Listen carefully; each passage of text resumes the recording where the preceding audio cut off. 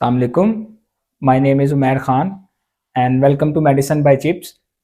Today our topic of discussion in behavioral sciences is information care. तो सबसे पहले बात करते हैं कि व्हाट इज़ इंफॉर्मेशन केयर। तो इंफॉर्मेशन केयर एक्चुअली पेशेंट को आपने उसकी जो कंडीशन है उसके बारे में इन्फॉर्म करना है उसी के लेवल पे जाकर सिंपल वर्ड्स में। और ये कई बार यूएचएस में प्रॉफ में पूछी भी जाती है और लाजमी एक ना एक स्टेशन आपके सब्जेक्ट में इंफॉर्मेशन केयर का आता है। तो इंफॉर्मेशन केयर का हम आपको डेमोन्स्ट्रेशन भी करके दिखाएंगे। तो उससे पहले आप इसके स्टेप्स नोट कर लें जो आपने कवर करने हैं अकॉर्डिंग टू यूएचएस की। तो इसमें सबसे पहले आपको केस सिनेरियो प्रोवाइड करेगी यूएचएस, जिसमें आपको बताया जाएगा कि पेशेंट को कौन सी कंडीशन है। फॉर एग्जांपल जैसा कि आज का हमारा केस है हाइपरटेंसिव एनसेफेलोपैथी का, तो उसको लेते हुए हम करते हैं आगे बढ़ते हैं इसके स्टेप्स की तरफ। तो इसमें आपने हर स्टेप्स के मार्क्स होते हैं। इसमें जितने आप स्टेप्स इसमें करेंगे तो उतने ज़्यादा आपको मार्क्स मिलेंगे। तो सबसे पहले आपने इसमें इंट्रोडक्शन और रैपो बिल्डिंग करनी होती है, जिसमें आपने अपना इंट्रोडक्शन पेशेंट को उर्दू में आपने बताना होता है। उसके बाद आपने जो आपको डिजीज़ या जो बीमारी जो कंडीशन ऊपर सिनेरियो में एक्सप्लेन की गई है उसके बारे में आपने पेशेंट को बताना है। उसके उसके अंदर तीन चीज़ें आपने पेशेंट को बतानी है। सबसे पहले उसकी डेफिनेशन पेशेंट के लेवल के ऊपर, फिर उसकी एटियोलॉजी और उसकी कॉजेज़ क्या हो सकती हैं, उसके जो ट्रीटमेंट ऑप्शंस हैं वो, और देन प्रोग्नोसिस। प्रोग्नोसिस के बाद आपने पेशेंट को उसकी जो उसकी कम्युनिकेबिलिटी है कि वो फैलती है एक से आदमी से दूसरे आदमी की तरफ, वो भी आपने उसको बतानी है। उसका भी एक मार्क उसके अंदर मार्क ऐड करते हैं वो लोग। ये सारा कुछ आपने बताने के बाद आपने लास्ट पर पेशेंट से पूछना है कि आपको जो आपने बताया पेशेंट को उसको कितनी समझ आई है। तो ये तो थी जस्ट आपकी रिव्यू था इंफॉर्मेशन केयर का। अब हम आपको डेमोन्स्ट्रेशन करके दिखाते हैं जिस तरह आपने एग्जाम में पूछना है। अब हम आपको जो इंफॉर्मेशन केयर के जो स्टेप्स बताए गए थे उसकी डेमोन्स्ट्रेशन करके दिखाएंगे डॉक्टर नेमतुल्लाह पे। तो सबसे पहले आपने सीटिंग पोजीशन देखनी है। जो आइडियल सीटिंग पोजीशन है वो ये है कि आपने पेशेंट को राइट साइड से अप्रोच करना है जैसा आप देखें, और जो आपकी लेग्स की पोजीशन है वो कोशिश करें कि आप एक साइड पे कर लें।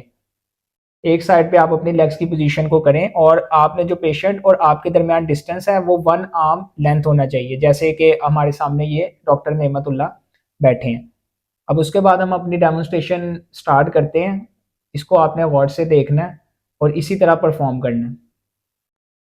तो अस्सलाम वालेकुम, मेरा नाम डॉक्टर उमैर है। मैं एमबीबीएस के चौथे साल का तालिब इल्म हूँ। मैं आपकी जो बेटी की हालत है उसके बारे में आपसे बातचीत करना चाहूँगा। उम्मीद है कि आप मुझसे ताउन करेंगे। आपके और मेरे दरमियान की जाने वाली गुफ्तगू सीगा राज में रखी जाएगी।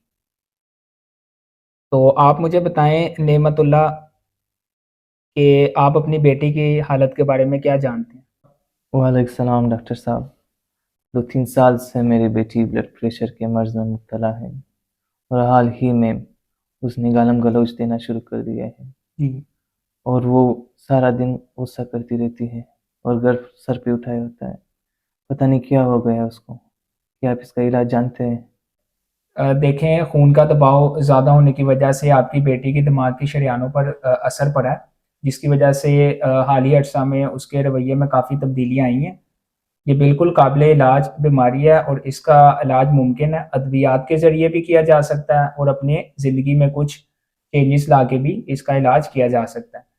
और ये बिल्कुल बेहतर इलाज हो जाता है और 1 डेढ़ साल में आपका मरीज़ बिल्कुल सेहतयाब हो जाता है।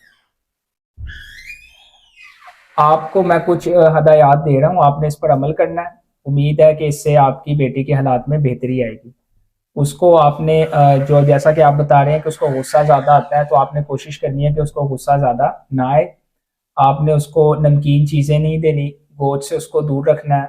जी डॉक्टर साहब। ठीक है, और बोतलों वगैरह से आपने उसको दूर रखना है और कोई भी चीज़ जो उसके ब्लड प्रेशर को ज़्यादा करे कोशिश करें कि वो उससे दूर रहे। ये बीमारी एक दूसरे में फैलती नहीं है। अब आप मुझे बताएं, जैसा कि मैंने आपको सारा कुछ बता दिया, अब आप मुझे बताएं कि आपको अपनी बेटी के हालात के बारे में क्या समझ है। मुझे ये बात समझ आई है कि ये बीमारी जो है ये दिमाग के प्रेशर की वजह से ज़्यादा होती है, दिमाग में लोगों के प्रेशर की वजह से ज़्यादा होती है, और मैंने उसको चिकनाई और नमकीन गोश्त और इन जी। खानों से दूर रखना होगा, और बोतल वगैरह जो होंगी कोल्ड ड्रिंक से उनसे भी दूर रखना होगा, और 1 डेढ़ साल में इंशाल्लाह इसका ट्रीटमेंट हो जाएगा, और इंशाल्लाह और मेरी इसका बेटी। इलाज अद्वियात से भी मुमकिन है। तो भी आपके ताउन का शुक्रिया। अल्लाह हाफिज़। बहुत ज़्यादा शुक्रिया डॉक्टर साहब आपका। जैसा कि हमने अब आपको डेमोन्स्ट्रेशन करके दिखा दी है इंफॉर्मेशन केयर की, इसमें आपने चंद बातों का ख्याल रखना है। उन बातों में ये है कि आपकी सिटिंग पोजीशन और पोस्चर क्या है। आपने बिल्कुल पेशेंट के सामने अपराइट पोजीशन में बैठना है और थोड़ा पेशेंट की तरफ आपने लीन करना है। आपने पेशेंट को हमेशा राइट साइड से अप्रोच करना है, और जब पेशेंट आपको बात बता रहा होगा तो आपने कोशिश करनी है कि बिल्कुल आप उसकी बात ध्यान से सुने और उसको वर्बली आप रिस्पॉन्स करें, जैसा कि जी और हूं के साथ। इस तरह पेशेंट आपके साथ इंगेज रहेगा।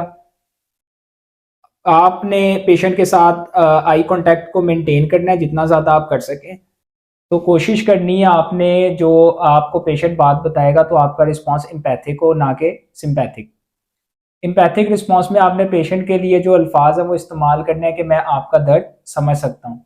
हरगिज़ आपने ये नहीं बोलना कि मैं आपके दर्द को महसूस कर सकता हूँ। ये आप पर एग्जामिनर्स पे काफ़ी नेगेटिव इम्पैक्ट डालता है। ये थे सारे हमारे कम्युनिकेशन और वर्बल स्किल्स। इन पर आप कोशिश करें, ये आपके मार्क्स को इम्प्रूव करने में बहुत आपको मदद करेंगे। थैंक यू, और thank you to the doctor Nematullah from G14।